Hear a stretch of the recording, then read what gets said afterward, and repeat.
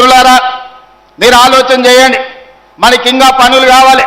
మా దామోదరానికి విజ్ఞప్తి, జిల్లా ఇన్ఛార్జ్ మంత్రి పెద్ద మనసు ఉన్నోడు, అవగాహన ఉన్నోడు, అందుకే జిల్లా ఇన్ఛార్జ్ మంత్రిగా దామన్నను మనం తెచ్చుకున్నాం.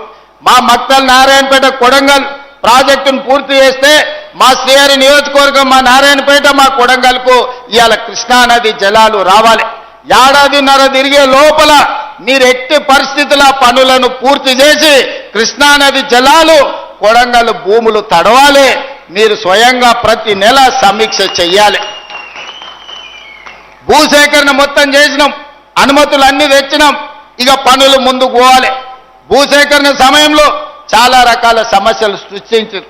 శ్రీహరికి ఒక్కటే మాట చెప్పిన, నిన్ను మంత్రిని చేసింది రాష్ట్రమంతా తిరగనికే కాదు, మక్తల్ నారాయణపేట కొడంగల్ ఎత్తిపోతల పథకం భూసేకరణ పూర్తి చేస్తేనే నువ్వు పట్నం దిక్కు రావాలి, లేకపోతే ఊర్లోనే ఉండాలి.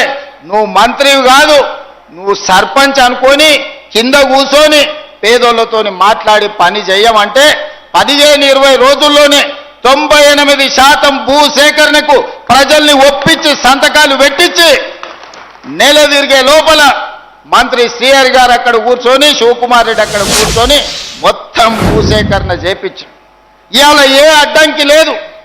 నిధులు ఎప్పుడు కావాలన్న సగం రాత్రైనా విడుదల చేయడానికి నేను సిద్ధంగా రెడీగా ఉన్నా. మరి ఇవాళ కృష్ణానది జలాలతోని 1.5 ఎకరాలకు మక్తల్ నారాయణపేట కొడంగల్ వరకు మా అన్ని మండలాలకు మద్దూరు, దౌలతాబాదు, కోజ్కి, కొడంగల్, బొమ్మరాజ్పేట చెరువు వరకు ఈ రోజు నీళ్లు తెచ్చుకునే అవకాశం ఉంది. మా సర్పంచులు కానీ మా స్థానిక నాయకత్వానికి నా విజ్ఞప్తి ఒక్కటే, పనులు ఎంబడి శ్రీహరి గారిని, దామోదర్ అన్న నువ్వు నిద్రపోనీయకండి. పట్నం వచ్చినప్పుడల్లా పోయి ఆ సార్లకు నమస్కారం పెట్టురు, సార్ మా కృష్ణా నీళ్ళు ఏమైనాయి, మా నీళ్ళు ఎప్పుడు వస్తాయి సార్ అని అడుగురు. గుర్తు చేయాలి. వడ్డించేటోడు మనోడైనా ఓ ముద్ద ఎక్కువ పెట్టాలంటే మనం పోయి గుర్తు చేయాలి, లేకపోతే కడుపు నిండినట్టు ఉంది పెట్టాల్సిన అవసరం లేదు అనుకుంటారు. అదేవిధంగా కృష్ణా వికారాబాదు రైల్వే లైన్ మీకందరికీ తెలిసి ఎన్నేళ్ల నుంచి రైలు సప్పుడు ఇనుడే కానీ రైలును చూసిన పాపాన బోలే.